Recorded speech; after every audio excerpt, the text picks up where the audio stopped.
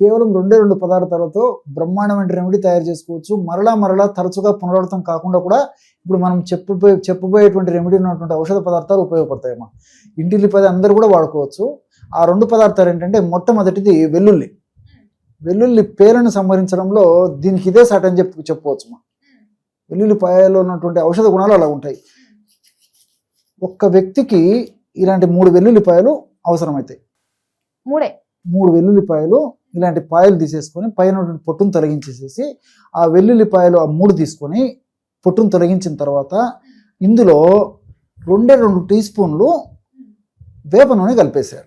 వేప నూనె కూడా సంవత్సరం అంతా కూడా మనకు మార్కెట్లో దొరుకుతుంది. పూర్వకాలం అంతా మన ఇళ్లలోనే ఉండేదన్నమాట.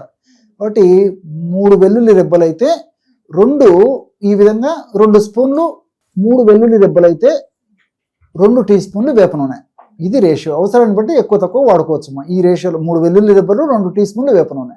ఈ 2 పదార్థాలను కలపడం వల్ల బ్రహ్మాండమైనటువంటి పేరును సంబంధించేటువంటి ఔషధం రెడీ అయిపోతుంది. దీన్ని రాత్రిపూట మొత్తం అప్లై చేశారు. ముఖ్యంగా స్కాల్ప్కి ఏముండదమ్మా, అన్ని సైడ్ బెనిఫిట్స్ ఉంటాయి. ఎక్కువ వెల్లుల్లి ఎక్కువ వాడుకుంటే ఏదన్నా చర్మము కందిపోవడం కానీ, ఎర్రగా కావడం కానీ, దానివల్ల ఇబ్బంది కానీ వస్తుంది. కానీ ఈ రేషియోలో కలుపుకుంటే ఏముండదు అనమాట. అంటే రాత్రిపూట అప్లై చేసేసి, ముఖ్యంగా స్కాల్ప్ భాగంలో అప్లై చేసేసి, మిగిలిన పదార్థం ఏదైనా ఉంటే వేప నూనె మిగతా భాగానికంతా అప్లై చేయొచ్చుమా. మామూలు వేప నూనె. ఈ స్కాల్ప్ భాగానికి మాత్రం ఈ ఔషధయుక్తమైనటువంటి వేప నూనె వాడితే సరిపోతుంది. మిగతా వెంట్రుకలంతా వేప నూనె అప్లై చేసి సరిపోతుంది. రాత్రి అప్లై చేసేసి ఉదయం పూట తలస్నానం చేసేయాలి.